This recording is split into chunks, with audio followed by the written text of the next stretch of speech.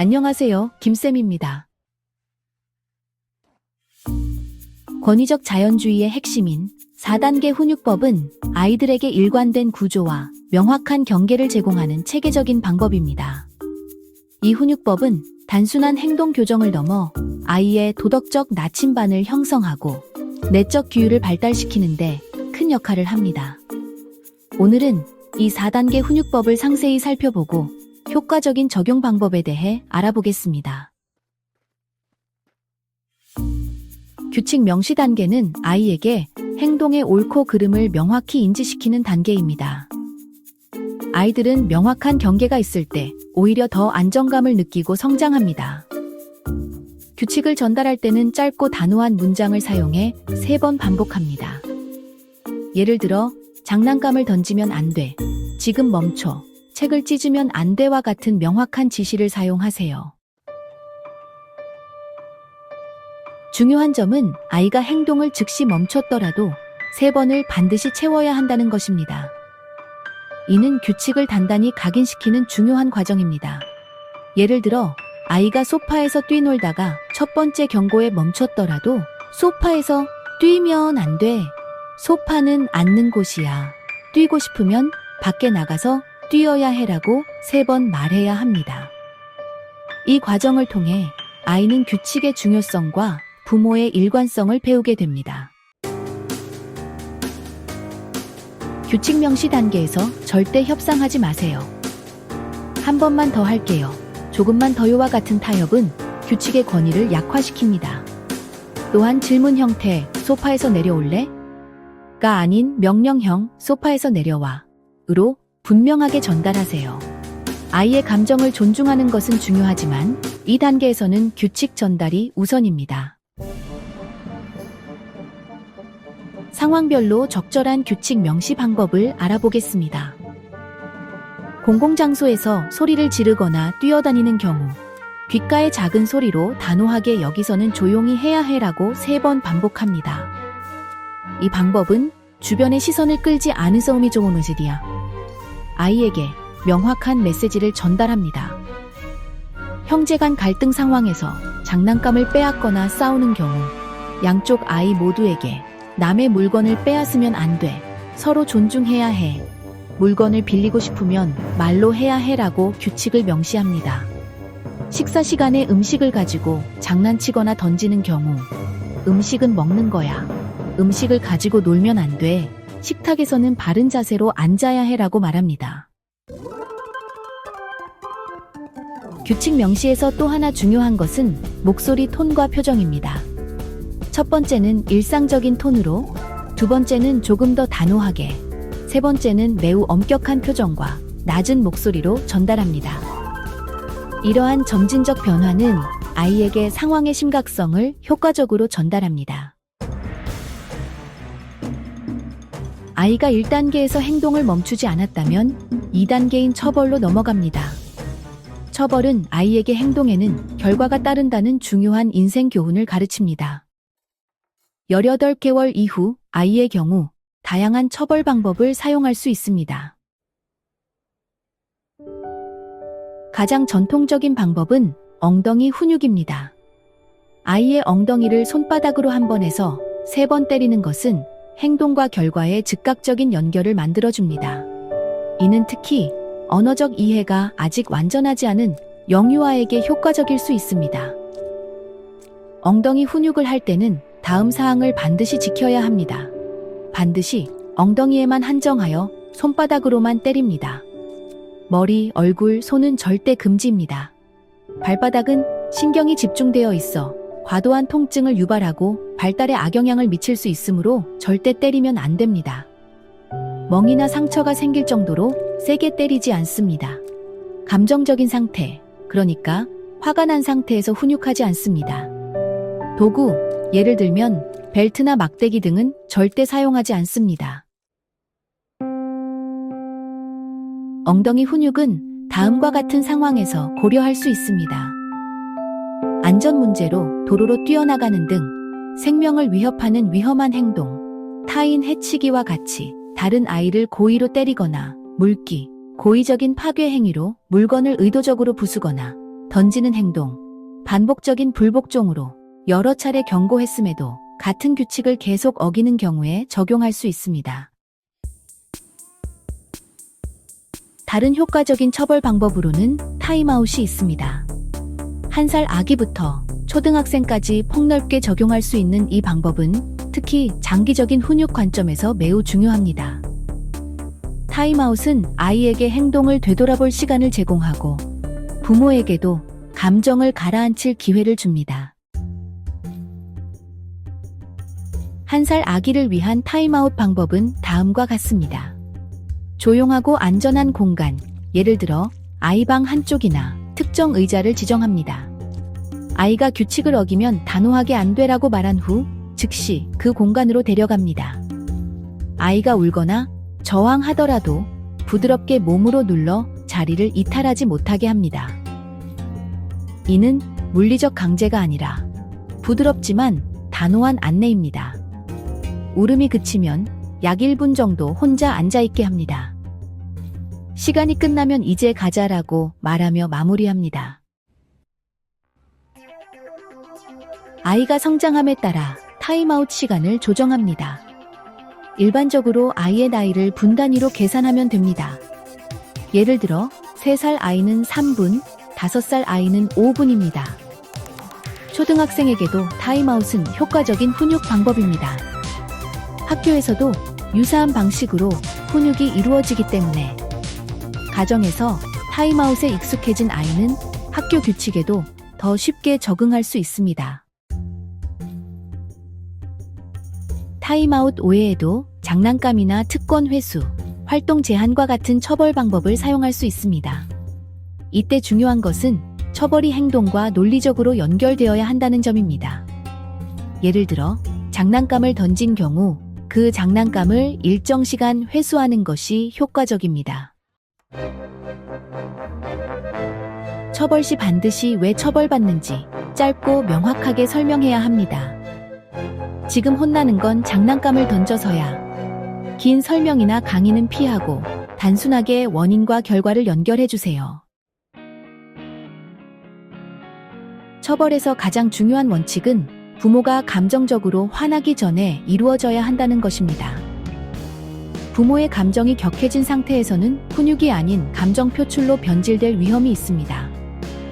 아이의 행동 패턴을 미리 관찰하고 문제 행동이 발생하기 시작할 때 즉시 개입하세요. 처벌 후에는 문제 행동의 이유를 파악하고 올바른 행동을 가르치는 단계로 넘어갑니다. 이 단계는 절대 처벌 전이 아닌 처벌 후에 이루어져야 합니다. 규칙을 어기고 있는 상황에서 왜 그러는 거니? 라고 물으면 훈육의 효과가 약화됩니다. 처벌이 끝난 후 아이에게 왜 그런 행동을 했는지 말해볼래? 라고 부드럽게 물어보세요. 아이가 대답하지 못하면 부모가 관찰한 내용을 바탕으로 이유를 파악하고 설명해줍니다. 네가 장난감을 던진 이유는 친구가 내 장난감을 가져가서 화가 났기 때문인 것 같아. 하지만 화가 나도 물건을 던지면 안 돼. 관찰을 통한 문제 행동 원인 파악은 효과적인 훈육의 핵심입니다. 행동이 일어나는 시간과 상황에 주목하며 배고프거나 피곤할 때, 특정 활동 중에 특정 사람과 있을 때 등 패턴을 찾아보세요. 행동 직전에 어떤 일이 있었는지 살펴보면 주의를 받지 못했거나 원하는 것을 거절당했거나 특정 활동이 중단되었을 수 있습니다. 행동 후에 어떤 결과가 따르는지 확인하여 아이가 원하는 관심이나 물건을 얻게 되는지, 불편한 상황을 피하게 되는지 등을 살펴보세요. 예를 들어 아이가 식사 시간에 음식을 던지는 행동을 한다면 언제 그런 행동을 하는지, 매번인지, 특정 음식만인지, 바로 전에 어떤 일이 있었는지, 대화에서 소외됐는지, 먹기 싫은 음식을 강요받았는지, 그리고 그 행동 후 어떤 일이 일어나는지, 부모의 관심을 받는지, 음식을 먹지 않아도 되는 결과가 오는지를 관찰하세요. 이유를 파악한 후에는 바른 행동을 직접 가르치고 시범을 보여야 합니다. 다음에 화가 나면 이렇게 말로 표현해야 해. 화가 나요. 또는 도와주세요라고 말하는 거야. 함께 연습해볼까? 아이와 함께 올바른 행동을 직접 실습해보는 것이 중요합니다. 각 연령대별로 바른 행동 교수 방법이 다를 수 있습니다. 한두 살은 단순한 시연과 반복이 효과적입니다. 장난감은 던지지 않고 이렇게 내려놓는 거야 라고 말하면서 직접 시범을 보여주세요. 3, 4살은 역할극이 효과적입니다. 내가 친구 역할을 할게. 내가 네 장난감을 가져갔을 때 어떻게 해야 할까? 라고 묻고 올바른 해결 방법을 연습합니다. 5살 이상은 문제 해결 대화가 가능합니다. 다음에 비슷한 상황이 생기면 어떻게 하면 좋을까? 라고 물어보고 아이 스스로 대안을 생각해보게 합니다. 이 단계에서는 아이의 감정을 인정하는 것도 중요합니다. 화가 난 건 이해해. 그런 감정을 느끼는 것은 괜찮아. 하지만 행동은 달라야 해. 감정 자체는 나쁜 것이 아니라 그 감정을 표현하는 방식이 중요하다는 것을 가르치세요. 마지막 단계는 바른 행동을 강화하는 것입니다. 아이가 올바른 행동을 할 때 즉각적으로 칭찬하고 때로는 스티커나 소소한 보상을 제공하세요. 잘했어. 지금처럼 하면 돼. 라고 격려합니다. 효과적인 강화를 위한 원칙은 다음과 같습니다. 즉시성으로 바른 행동 직후 바로 칭찬하세요. 지연된 칭찬은 효과가 떨어집니다. 구체성을 중요시하여 잘했어 보다는 장난감을 친구와 나눠 가지니 정말 멋져처럼 구체적으로 칭찬하세요. 일관성을 유지하여 같은 행동에 대해 항상 같은 반응을 보여주세요. 진정성을 담아 과장된 칭찬보다는 진심 어린 인정이 더 효과적입니다. 칭찬과 함께 다양한 보상 체계를 활용할 수 있습니다.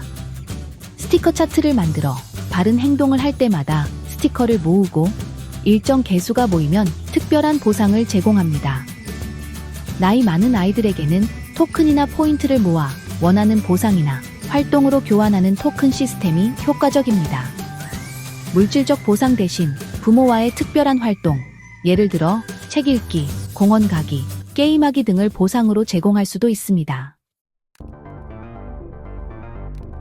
보상 시스템을 설계할 때는 과도한 물질적 보상에 의존하지 않도록 주의하세요. 내적 동기를 발달시키는 것이 장기적으로 더 중요합니다. 따라서 물질적 보상과 사회적 보상, 예를 들어 칭찬, 인정, 특별한 시간을 균형 있게 사용하는 것이 좋습니다.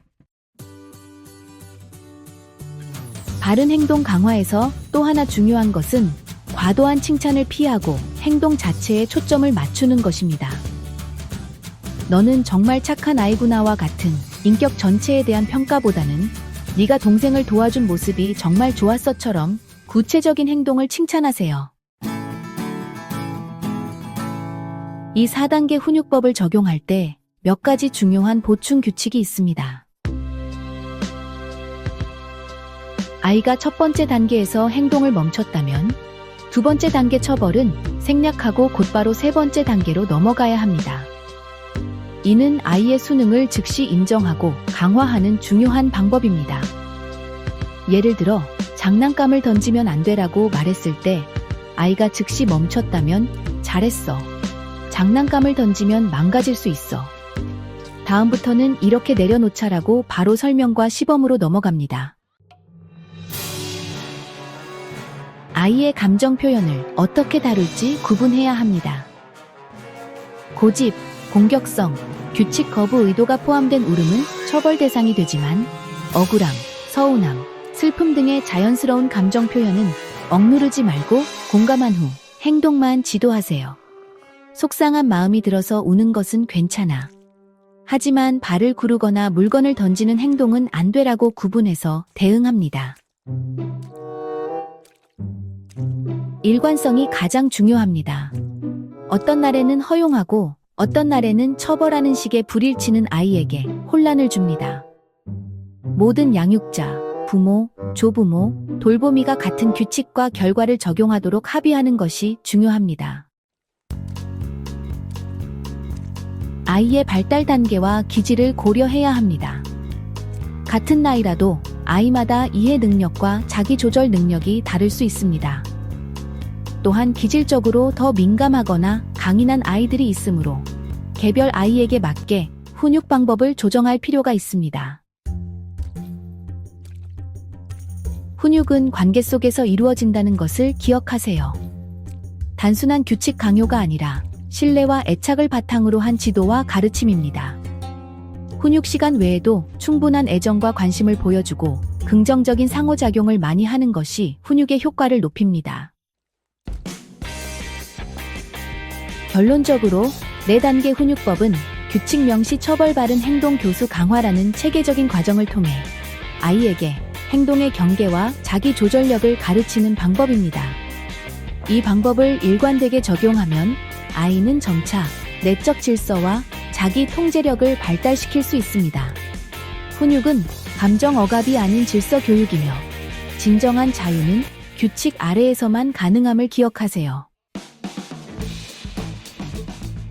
다음 영상에서는 권위적 자연주의 육아법의 중요한 영역 중 하나인 배변 훈육에 대해 알아보겠습니다. 배변 훈육은 단순한 기저귀 떼기가 아니라 아이에게 첫 번째 규칙을 가르치는 중요한 교육 과정입니다. 성공적인 배변 훈육을 위한 연령별 접근법, 실수와 고의의 구분, 그리고 효과적인 훈육 전략에 대해 자세히 다루겠습니다. 특히 배변 훈육을 통해 어떻게 부모의 권위를 확립하고 아이의 자기 조절력을 발달시킬 수 있는지 살펴보겠습니다. 다음 영상도 많은 관심 부탁드립니다.